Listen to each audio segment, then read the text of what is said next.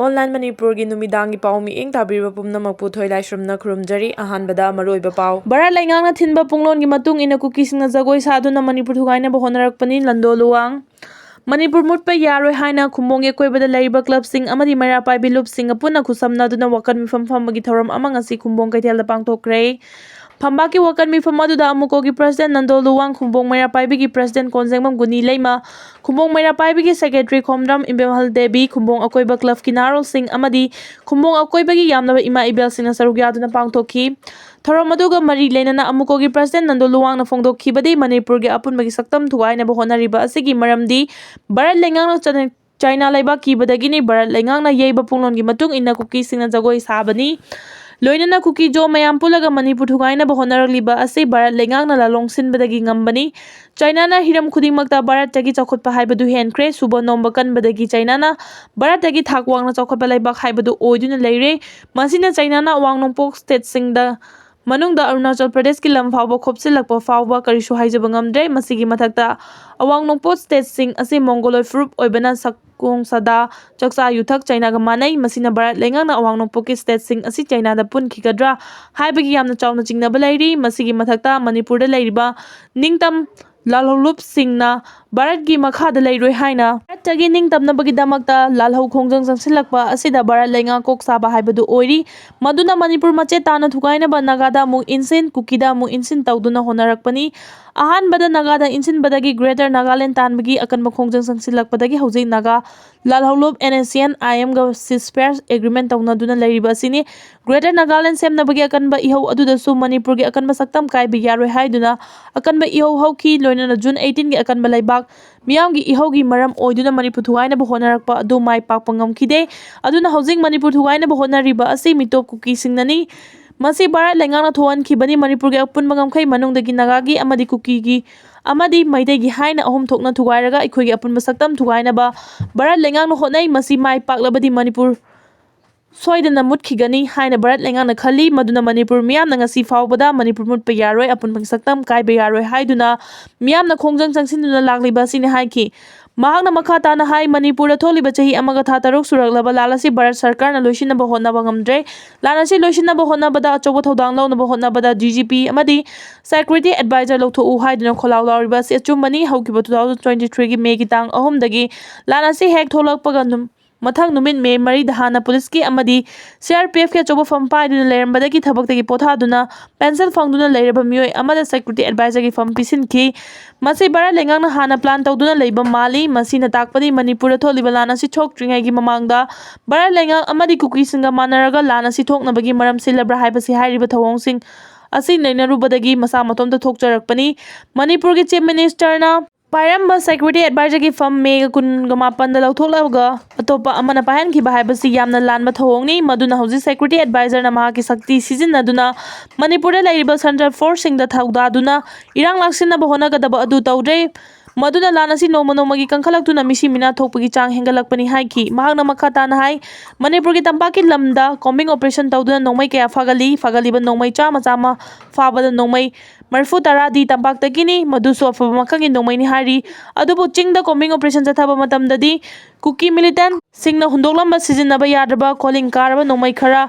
pipe akakpa khara fagalaga toi nongmai lakpagi badanamna tampakta loina pisili chingdas nongmai lakpagi thabak adumak tawribani ching amasung tampakta nongmai kayam yamna fagali haibadu RTI gi mateng lawduna khandoknaba honabasu athingba thamduna yahande maduna security advisor na lanasi loisinaba ma ki makhada lairiba security singbu mathau pangthok hanaba thabak karimata paikhatte masigi mahutta asiba masing yumai chakpa masing thiba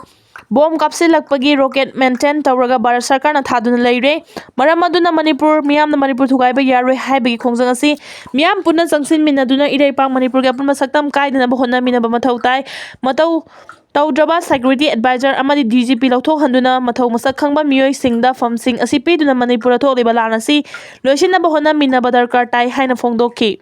State asida hauzik thokliba iranga mari leinana beligi area da leiba police ki army dagi nongmai lising taruk hena lut tawkhiba aduga mari leinana chathaba operation da hauzik fawada nongmai lising aniga chatruk marfu mathoi amasung nongmai lakpagi case ta chenaba mioi chamanga kuntra fagale haina security advisor Kuldip Singana fongdokre mahangna makhata na haikibada Kuki militant singna drone attack chathakiba thodok adu thijinnaba NI da sinakre hauzik fawada fagalakiba nongmai lising aniga chatruk marfu mathoi adugi manungda nongmai lising amaga chamri di lut tawkiba nongmai sing adu natte masigi manungda nongmai chanipan na mirei bakta saba afaba makhalgi nongmai sing yauri masina takpadi irang thoktringai maungnena state asida afaba makhalgi nongmai sing leire haibani hariba nongmai sing asi kadai dagi lakpano haibadu thidokna ba honari police ki army dagi lut tawkiba yauna ching amasung tampaki lamda hingsagi thawong sing chathakibaga mari leinana hauzik fawbada mioi chamanga kuntra fare bunker chamriga humfunifan thugaikre Kuki militant singna belede attack chathaba ngamdana bachingi sarukta kilometer manga changsilaga central force singna operate tawba hore September 19 da chief secretary gi the pangthokhiba strategic roof ki meeting aduda su drone amasung rocket attack sing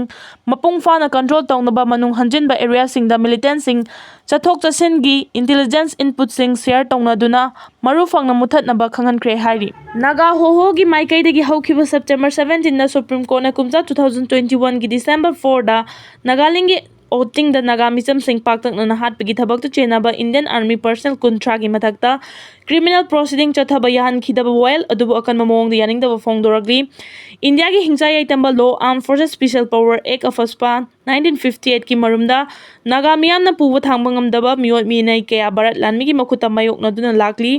miyoi bakhuna gi mayok ta Bharat lanmi na Naga micham gi mathakta crime kaya chatharabasu of aspa na ngaklopi duna aranba tawbasing chairak funghanda na kangkhatuna thamli mayam asigi manungda oting da micham taramari hatkhiba thawdok asisu amani Naga miyam na Bharat lanmi gi makhuta otpi naibibagi chaitheng sing asi masing thingamdamna mayok na duna lakli madugi manungda 1960 da Mati Kuruda micham mayam ama paktakna na hatkhiba 1987 da oinamda Naga miyam na nangkhiba miyot minei misi mina Makokchung Akuluto da 1994-1995 ta Naga nupi sing ref tawba amadi maral mathum amangata thowan khiba 1995 ta Kohima da chatha khiba miyot minei amasung misi mina gi thodok sing panbagi loiba nairoi Nagaland police ki special investigation team amana lokhatpa case Supreme Court na terminate tawbagi warep lokhiba asina mayek sengna piriba paujel asi Naga miyam gi makoi gi mathakta miyon minei mihan mipun chatharabasu madugi achumba while fangbangam loi haiba asini Naga Hoho gi maikai digi tanpham asida Nagaland sarkar na hotnaba lepagi mahota oting mihat ki achumba while fangnaba lepa leitena hotnabiu achumba while fangba yanaba kari lambel leiribage haiba adu thiba lepkanu Naga Hoho gi maikai dagi Naga gi civil society organization khudingmangna oting mihat ki matangda Supreme Court na laukiba khongthang asi condemn tawfam to ihari nakalamorom da Naga Student Federation gi maikai dagi Supreme Court na oting mihat to chenaba kungama choi pera gi personal sing mathakta police na lokhatpa criminal case Supreme Court na kathat khiba sima akan mong da yaning da fongdorakli Oiragli ba fibam asida Naga Student Federation gi maikai dagi oting mihat to chenaba security personal sing gi mathakta prosecution section Bharat sarkar na pigadabani intelligence ta yumpham oiraga kunma choi na pera na chathakiba operation amada micham sing sikiba adugi daita central government na lofam thoi loinana center na kari dagi asoiba leiduna micham sing sikibano haiba du mayek sengna puthokpam thoi loinana Naga gi Homeland amadi awang post state singlige first pa khudak lothokadabani hariba demand sing asi central government na pangthok taba tarabadi Naga mahiroduk asina achumba while fangnabagi damak democratic oiba khongjang kaya changsilagani Naga miyam na achumba while pibi naba lauriba asida India government na micho miyam gi damak leptuna while fanganaba amadi sarkar ama leiriba haiba adu thabangna utkadabani hairi amaromda Rongmai Naga student organization Manipur gi maikai dagi Supreme Court na oting mihat chenaba security personal singi mathakta lokhatpa criminal presiding thizing khiba adubu yaningdaba fongladuna mara leijadraba micham tara mari leikidaba asigi achumba while fangnaba khongjang chansilakpada loop asinam pungfana sagotkani hairi